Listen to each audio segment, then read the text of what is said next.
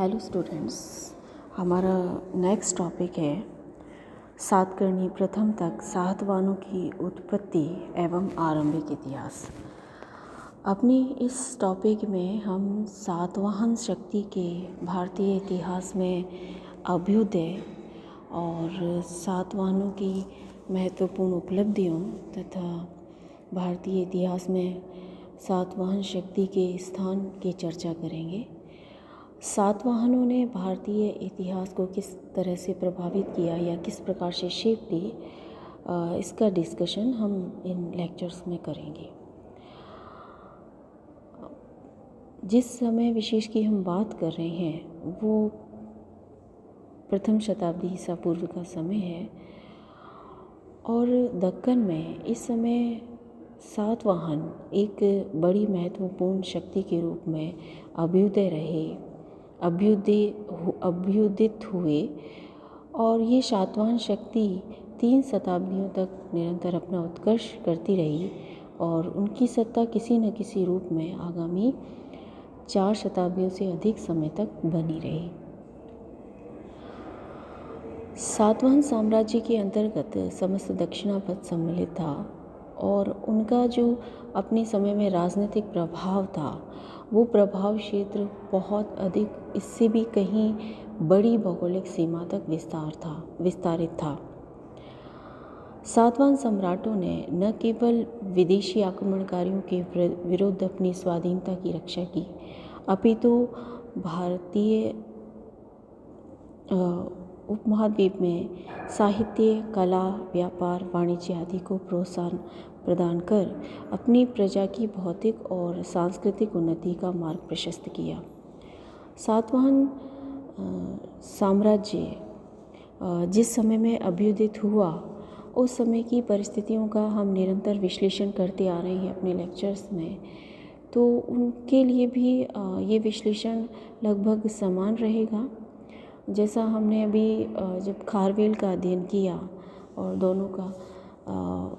तो उस समय हमने पाया कि परिस्थितियाँ किस प्रकार चुनौतीपूर्ण थी और इन चुनौतियों का सामना करते हुए ये सभी साम्राज्य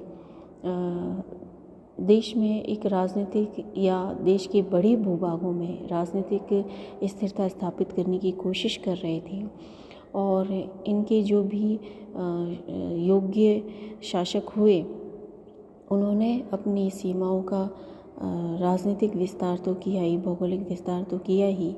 राजनीतिक एकीकरण का काम करने का कोशिश की भारतीय उपमहाद्वीप में। साथ ही साथ उन्होंने आंतरिक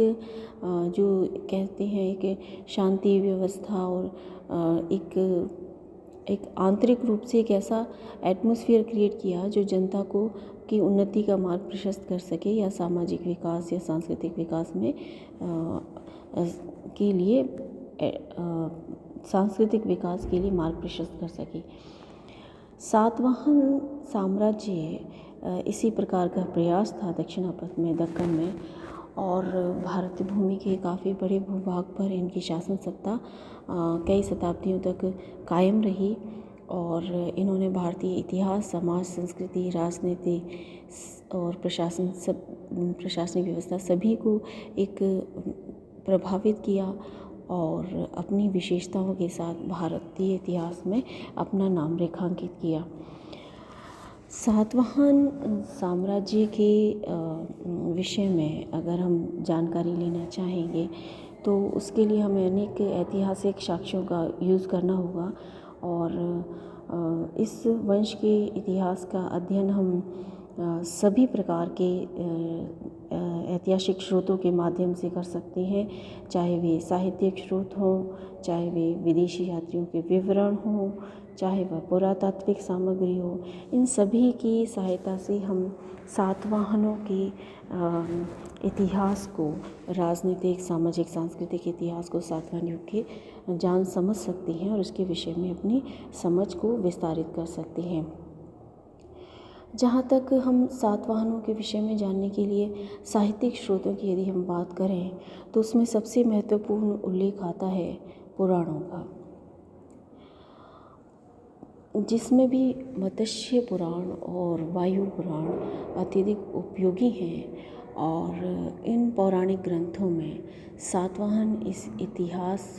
के विषय में अनेक जानकारी प्रदान की गई है। पुराणों में सातवाहनों को आंध्र भृत्य अथवा आंध्र जातीय कहा गया है। पुराणों में सातवाहन वंश के कुल 30 राजाओं के नाम मिलते हैं। पुराणों के अनुसार उन्होंने लगभग 4 शताब्दियों तक शासन किया और पुराणों में ही इस वंश के संस्थापक का नाम सिंधुक या शिशुक या शिप्रक दिया गया है। और पुराणों का उल्लेख है कि उसने कर्ण वंश के राजा सुशर्मा को मारकर और शुंगों की अवशिष्ट शक्ति का अंत कर पृथ्वी पर अपना शासन स्थापित किया। ऐसा सातवाहनों के विषय में इस प्रकार की जानकारी हमें पौराणिक साहित्य से उपलब्ध होती है। इस साहित्यिक पौराणिक साहित्य से उपलब्ध जानकारी के अतिरिक्त सातवाहन इतिहास के विषय में हमें अनेक अन्य प्रामाणिक साधनों से या पुरातात्विक साधनों से उनके इतिहास के विषय में जानकारी मिलती है। चाहे वे अभिलेख हों, सिक्के हों या स्मारक हों, वे सभी सातवाहन कालीन इतिहास पर प्रकाश डालते हैं। यदि हम इनमें से कुछ का उल्लेख महत्वपूर्ण का उल्लेख करें तो उसमें आता है नागानिका का नानाघाट अभिलेख, गौतमी पुत्र सातकर्णी के नासिक से प्राप्त गुहालेख, गौतमी बलश्री का नासिक गुहालेख, वासिष्ठी पुत्र पुलमावी का नासिक गुहालेख, वासिष्ठी पुत्र पुलमावी का कार्लिक गुहालेख, यज्ञ श्री सातकर्णी का नासिक गुहालेख। ये सभी अभिलेख ऐतिहासिक दृष्टि से अत्यंत महत्वपूर्ण है। इन अभिलेखों में हमें अनेक सातवाहन वंश के इतिहास के साथ साथ अनेक प्रमुख सातवाहन शासकों की राजनीतिक, प्रशासनिक और उपलब्धियों का पता तो चलता ही है, साथ ही उनकी व्यक्तिगत अभिरुचियों और समाज और प्रजा के लिए किए गए उनके कार्यों का तत्कालीन समाज, संस्कृति और तत्कालीन इतिहास का पर भी अनेक प्रकार से प्रकाश पड़ता है। जहाँ नागानिका का नासिक लेख सातकर्णी प्रथम की उपलब्धियों की जानकारी प्रदान करता है, उसी प्रकार से गौतमी पुत्र सातकर्णी के लेख उनके व्यक्तित्व और कृतित्व पर काफ़ी व्यापक और अनुपम प्रकाश डालते हैं। इन लेखों के साथ साथ हमें सातवाहन राजाओं के बहुसंख्यक सिक्के प्राप्त हुए हैं और इनका मौद्रिक साक्ष्यों का अध्ययन करने से उनके राज्य विस्तार, उनके धर्म, व्यापार, वाणिज्य की प्रगति, उनकी व्यक्तिगत अभिरुचियों का भी जानकारी मिलती है। नासिक के जोगलथम्बी नामक स्थान से शहरा शासक नहपान के सिक्कों का ढेर मिलता है और इसमें अनेक सिक्के गौतमीपुत्र सातकर्णी द्वारा पुनः अंकित करवाए गए थे और ऐसा प्रमाणिक साक्ष्य है जो नहपान के ऊपर उनकी विजय का पुष्ट प्रमाण प्रस्तुत करता है। यज्ञ श्री सातकर्णी के एक सिक्के पर जलपोत के चिन्ह उत्कीर्ण है जो सामुद्रिक व्यापार पर और उसके अधिकार या उनकी अभिरुचि का प्रमाण प्रस्तुत करते हैं। सातवाहनों के सिक्के सीसे, तांबा, पोटीन, तांबा, जिंक, सीसा, टिन, मिश्रित धातु इत्यादि में ढलवाए जाते थे। इन पर वृष, गज, सिंह, अश्व, पर्वत, जहाज, चक्र, स्वस्तिक, कमल, त्रिरत्न आदि का अंकन मिलता है। इसके अतिरिक्त अनेक क्लासिकल लेखकों के विवरण भी सातवाहन इतिहास पर बहुआयामी प्रकाश डालते हैं। इनमें प्लिनी, टॉलमी और पेरिप्लस के लेखक के विवरण अत्यंत महत्वपूर्ण हैं। जहाँ प्लिनी और टॉलमी ने अपना ज्ञान दूसरों से प्राप्त जानकारी पर आधारित था उनका विवरण या उनका लेखन, वहीं अज्ञात लेखक द्वारा लिखी गई पेरिप्लस ने पश्चिमी भारत के बंदरगाहों का स्वयं निरीक्षण किया था, वहाँ के व्यापार वाणिज्य की प्रत्यक्ष जानकारी उन्हें थी, तो उनका जो लेखन है वो प्रत्यक्ष जानकारी देता है। इन लेखकों के विवरण से हमें सातवाहन कालीन पश्चिम भारत के व्यापार वाणिज्य और शकों के साथ उनके संघर्ष के विषय में अनेक ऐतिहासिक जानकारियाँ मिलती हैं। सातवाहनों का पाश्चात्य विश्व के साथ घनिष्ठ व्यापारिक संबंध जो सामुद्रिक व्यापार के माध्यम से था, या यूरोपीय देशों से मालवाहक जहाज़ों को भूमध्य सागर, नील सागर, फारस की खाड़ी, अरब सागर से होकर भारत पहुंचना, या पश्चिमी तट पर बहरी गाजा का जो इस काल का प्रमुख बंदरगाह था, जो वर्तमान भड़ों से जिसका समीकरण किया जाता है,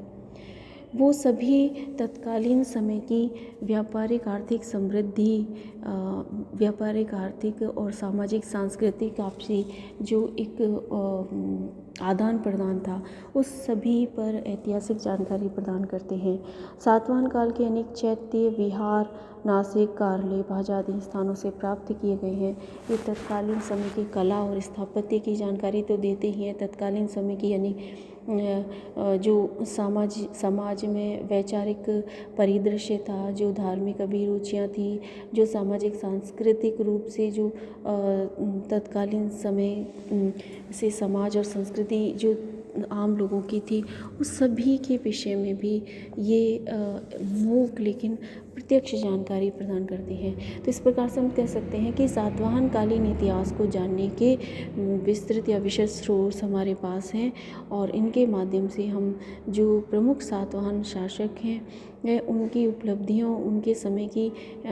दक्कन की परिस्थितियों के विषय में तो जान समझ ही सकते हैं, तत्कालीन समाज और संस्कृति के विषय में भी जान सकते हैं। अंतर्देशीय व्यापार जो भारत का उस समय में काफ़ी समृद्ध स्थिति में था, उस पर भी इससे काफ़ी कुछ प्रकाश पड़ता है। तो इस प्रकार से इन सोर्सों के विषय में मैंने इतनी बात इसलिए आपसे की कि आप ये पाएंगे कि जितनी विविधता इन स्रोतों की है, उतनी ही हम व्यापक जानकारी सातवाहन कालीन भारतीय इतिहास के विषय में जान पा रहे हैं। सातवाहन कालीन भारतीय इतिहास के विभिन्न पक्षों, विभिन्न आयामों पर ये स्रोत अपने अपने दृष्टिकोण से जो प्रकाश डालते हैं, उससे हमारा तत्कालीन समय के भारतीय इतिहास को जानने का जो दृष्टिकोण है वो भी उतना ही व्यापक होता है, और उतना ही उस अच्छे से हम उसे जान समझ सकते हैं। इस संदर्भ में हम कह सकते हैं कि सातवाहन कालीन जो इतिहास था वो सातवाहन शासकों की या सातवाहन कालीन समाज और संस्कृति की जो भी प्रारूप था, उसका भारतीय इतिहास में एक महत्वपूर्ण स्थान था। ऐसे में सातवाहन